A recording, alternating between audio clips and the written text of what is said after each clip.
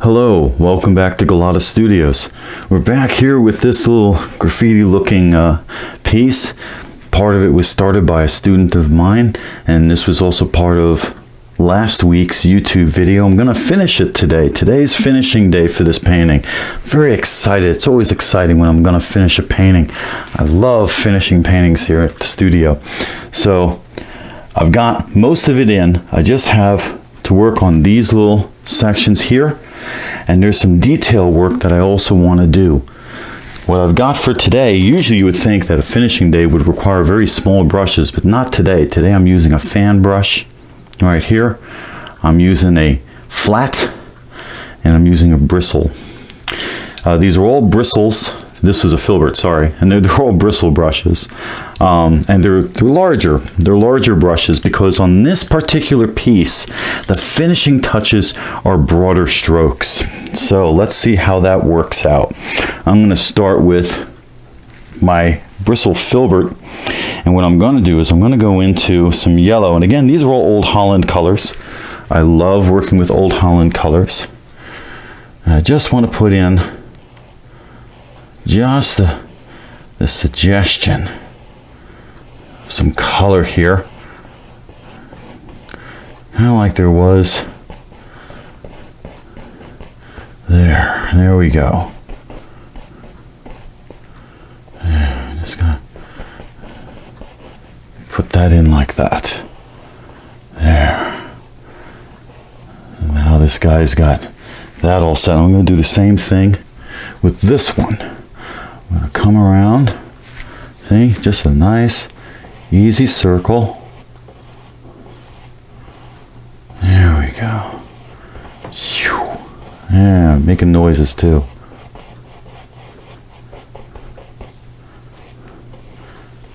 There, we like that. Yes, we do. We like that. Good. Good, good, good. And we're also going to come in here. And on this one, we're going to do something similar. Bring in these crazy circles. And here we're also going to ghost that in. Just a little crazy circle there. And now I've decided on a theme here. All right. We're going to go into our Indian yellow orangish. And I'm looking over here and seeing, what did I do? Yeah, there we go. That's what I did. A little finger painting. Again, I always have clean hands. There we go. Painting appreciates that. Having clean hands. There we go. Bring that around. And these I just want broad strokes, broad touches. I don't want detail. I want the mind's eye to sit there and make up its own conclusions. I'm not gonna spill the beans on this guy here. There we go. Just a bit.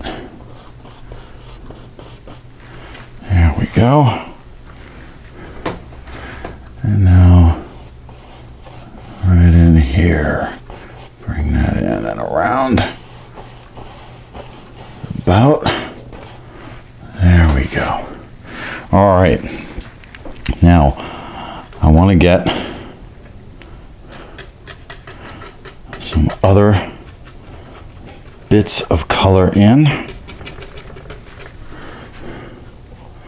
There we go. And now I'm going to bring in this brush. I'm just going to swing that around here so it's sharper. There. And again, I'm just going to bring in a little sharpness.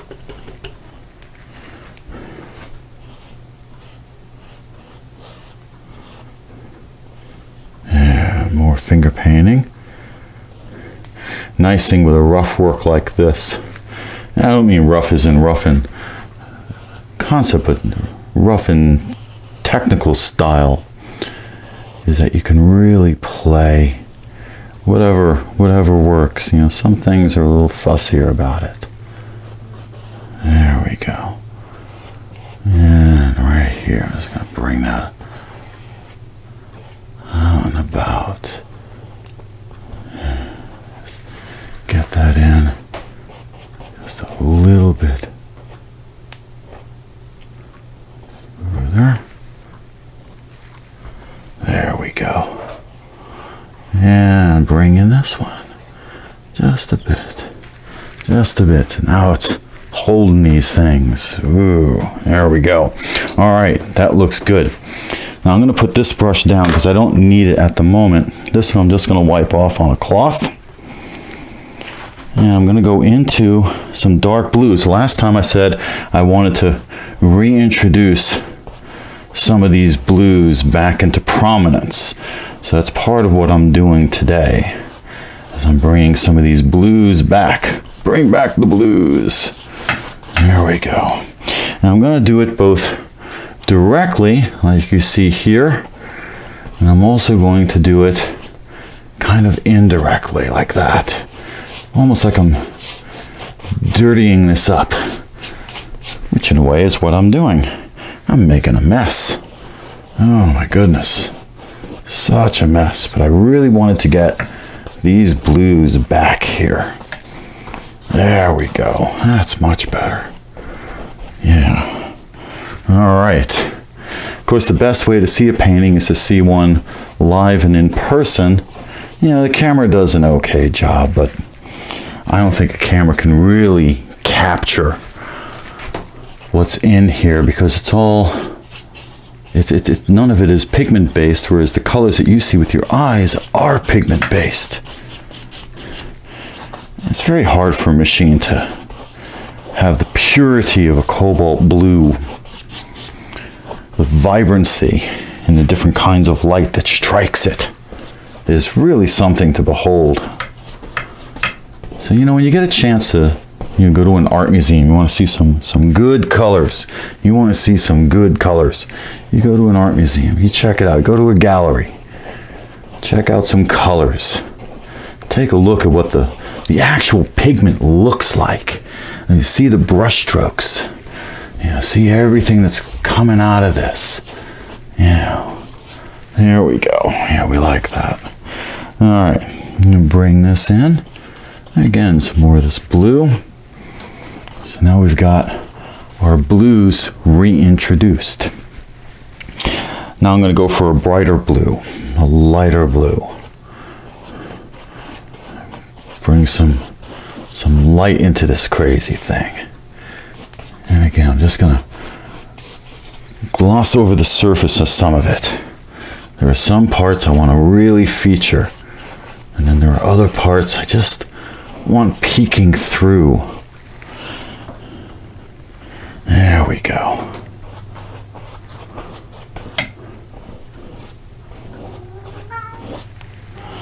Yeah.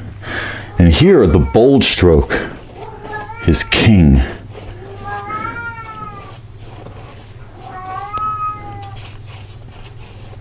This is what you want to do. Nice bold strokes.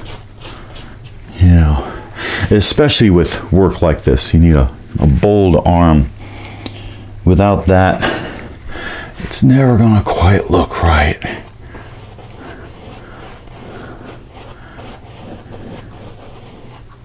There we go. Yeah, so now I've reintroduced some of those other blues. I'm going to bring some more into play here because I really enjoyed the blue of this work. It was such a richness. Yeah. I'm gonna get that bit of wall in there. You gotta start thinking about what it is that makes the piece come together. And for me, the blue of this piece makes it come together. It's like it doesn't give it a choice. Just pulls everything in. And it also makes all of these yellow-orange features pop out brighter. The the more blues I put in here, the brighter those become. It's one of those strange facts about working with color. Color works this way. I'm going to reintroduce that a little bit in that one. Let's bring some of that in there. There we go. Yeah, there's even some on this guy's face here. There, I like that. All right.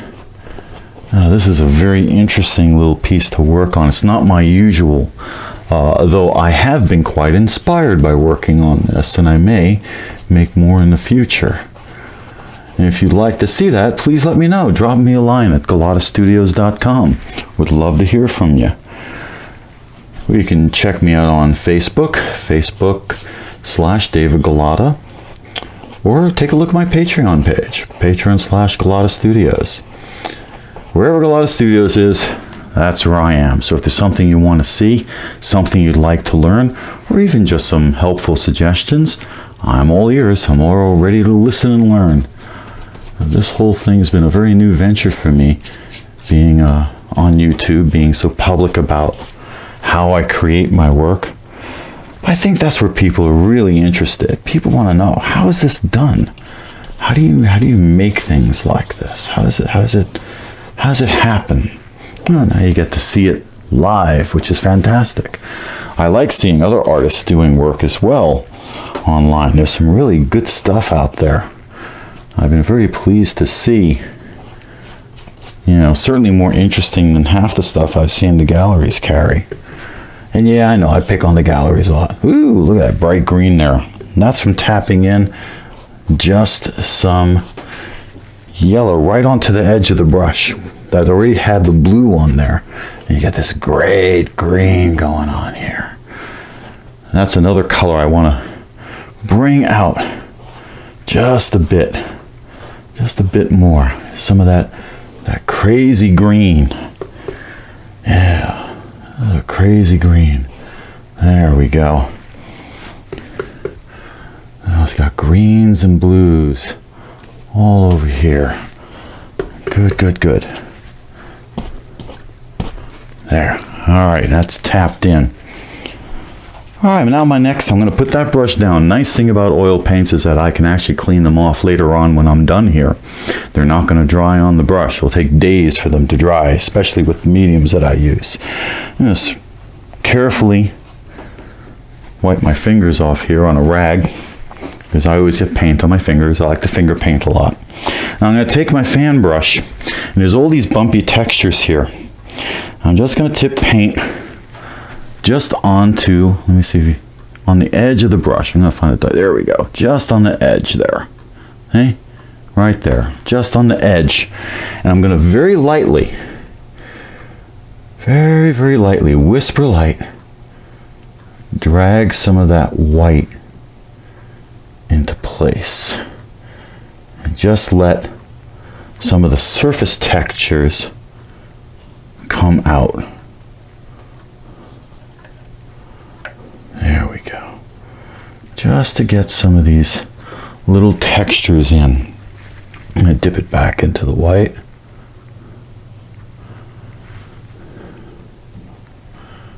Get this bit going.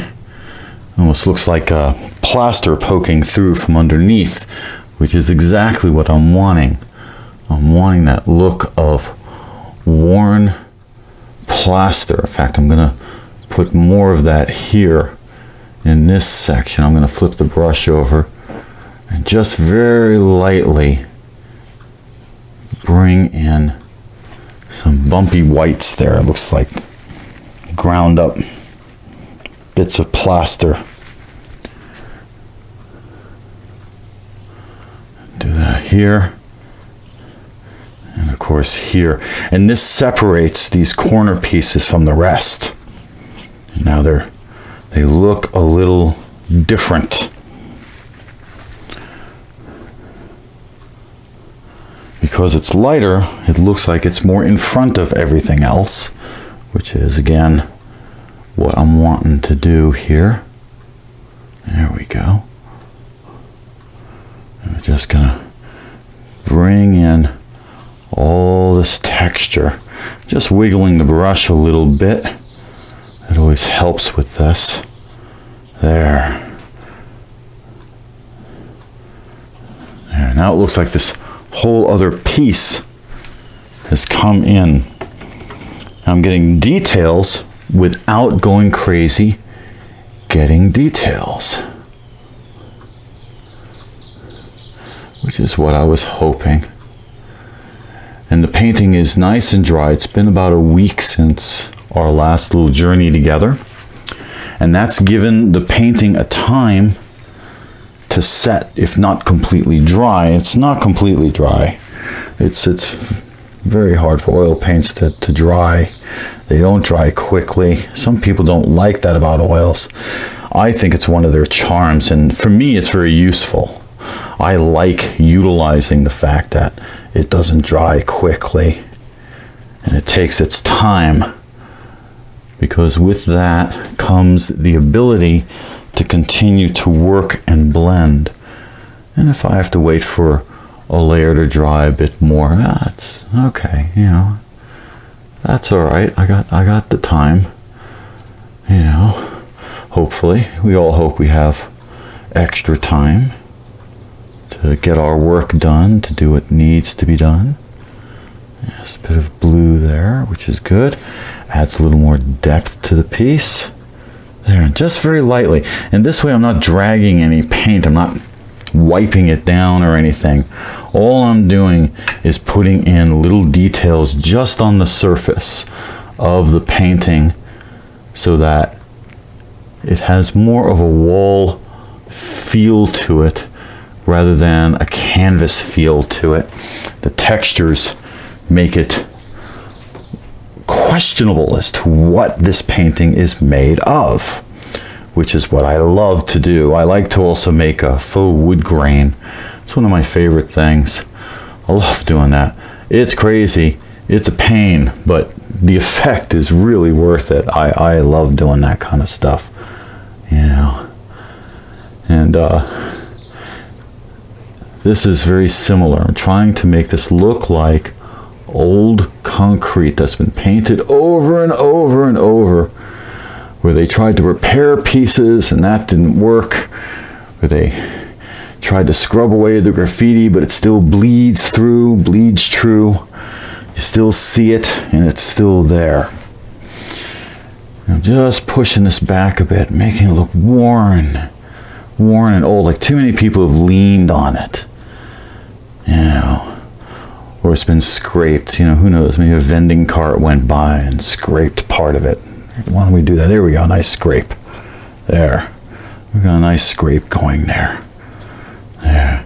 So what I'm doing is I'm avoiding a lot of the areas where I just did some painting, because those areas are still very, very wet, which means they have a tendency to blend. And that just means I have to show my skill. That's all. And I'm just going to bring this up, just over and over and over. There we go. Yeah, that makes it look worn on the tips. Kind of ironic. If you were to wear away some of the layers of what I'm putting on now, you'll actually see more of the painting underneath. No, painting that wears away, it actually shows more of itself. That's an interesting idea. Yeah, maybe I'll start designing certain paintings that way so that they do that very specifically. That the older they are, the more of the painting you actually see rather than less. Very heavily textured priming under all this. There's probably a couple of paintings under it as well. This was a practice piece for a student, a practice canvas that kind of came alive, but then I wanted to finish it because I really loved this motif here and the circles, so I kind of went crazy with it, and yeah, they weren't going to work on it, so I figured I'd work on it. There we go, we got a nice scrape mark there. Alright, so the next step at this point is actually to sign the work, and I'm going to bring the camera over so you will be able to actually see the painting now that it's finished. And I'm just gonna mix a little more medium in onto one of my signing brushes. And there we go.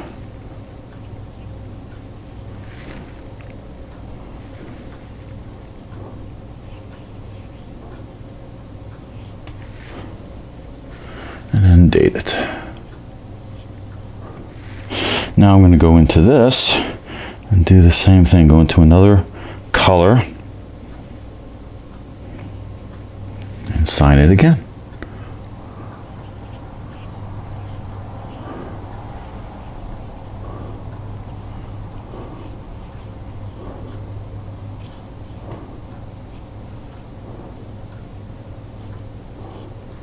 There.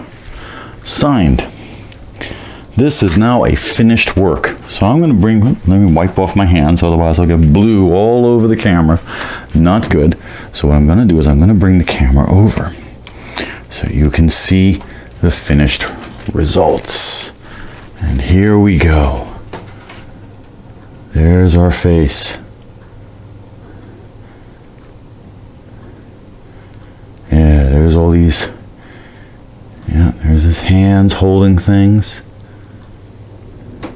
Guess that one was too hot. He didn't want to hold on to that. I don't blame him.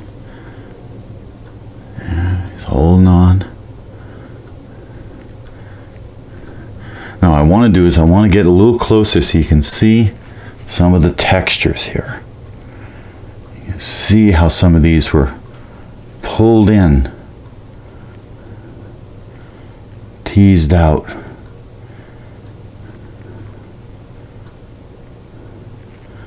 There we go. It's a good one here. There. So this piece is finally done. I am very happy with the results. It is signed and ready, and I hope that you've enjoyed this video as much as I've enjoyed making it. And I hope you enjoy the painting too. So, thank you very much for tuning in to Gulotta Studios at YouTube, and I'll see you next week. Happy painting!